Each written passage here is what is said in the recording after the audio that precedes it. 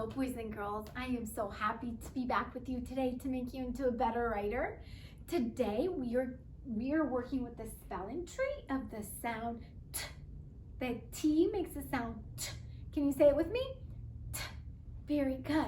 When you hear the sound T, there's going to be 3 different ways that you can spell it. As you see here, you guessed it. The most common is 1 T.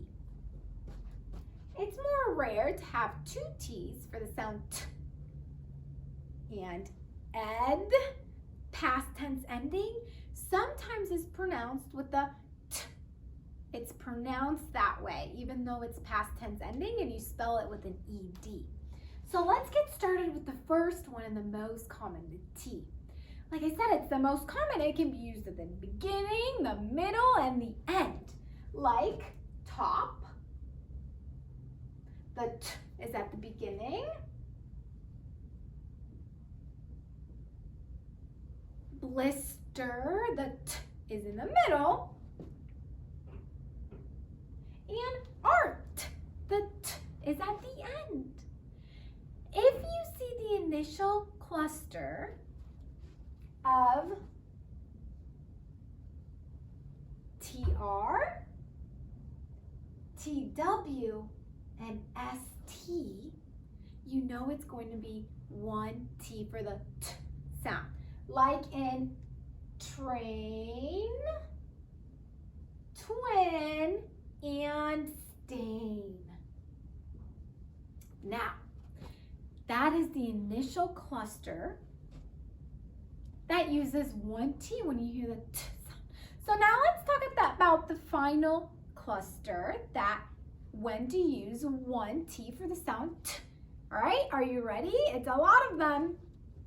If you see at the end, if you hear a T with an S, as in bust, or an LT, as in bolt, or a PT, as in correct, a CT, as in fact, an NT, as in hunt, and lastly an FT, as in lift. Okay, now let's move over to the double T. This double T is kind of the same. It actually is the same as when we do a double B and a double P. It is never used at the beginning, and it's rare. It's very rare in a 1-syllable word. We don't use it a lot in a 1-syllable word, but sometimes we do.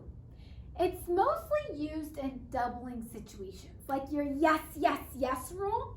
So let's say, oh, it is hot today. Hot. But tomorrow is hotter. We want to add that suffix er. Tomorrow is going to be hotter. Okay. Yes, 1 syllable. Does it have a short vowel? Yes. Does it end in 1 consonant? Yes, yes, yes, yes. So it goes from hot to hotter when you add that suffix. So the T sound is spelled with 2 T's. It's also used after a short vowel sound in a multi-syllable word. So, for example, attic, attic, 2 syllables, okay? Attic. And it's after a short vowel, okay? Attic or better. Better, the T comes after a short vowel, so you know it's going to be a double T spelling. Or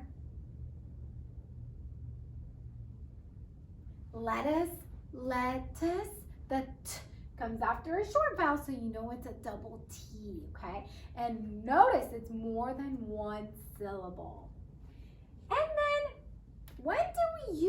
when it's ed. Sounds like, pronounced like t. After a voiceless sound of F, S, P, K, CH, and SH. For example, I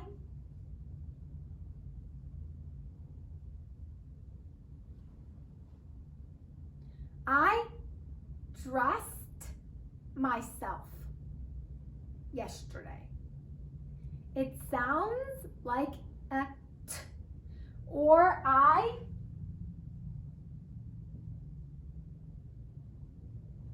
hiked yesterday. Although it has ed, past tense ending, it is pronounced as a t, okay?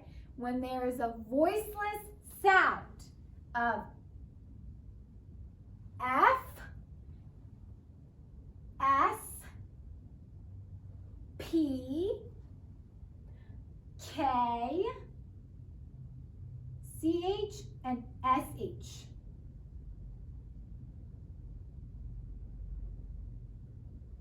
I put voiceless here. So when there's a voiceless sound, the ed, past tense ending, sounds like a t, okay? So now let's review one more time so you can put it in that brain box of yours. We are working with the sound t, okay? We spell it with the T, two T's, or sometimes ed, past tense ending, is pronounced like t. We use it with one T at the beginning, middle, or end, with the initial cluster of TR, TW, and ST, at the final cluster of ST, LT, PT, CT, NT, and FT. So if you ever see one of these consonants at the end with the t sound, you know it's going to be one T.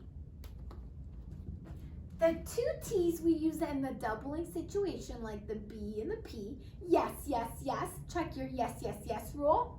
Hot, hotter. When you add that suffix, it becomes a double spelling. And also, when it is a multi-syllable word, okay, meaning it's more than one syllable, and it comes after a short vowel, a, e, a.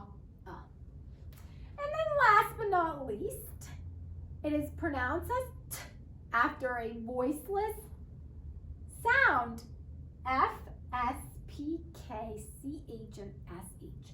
For example, I dressed myself yesterday. I hiked yesterday. Although it's past tense ed, it's pronounced t, okay? So boys and girls, I want you to go to your workbook and get to practicing so you can become better at it. Practice, practice, practice. I'll see you next time.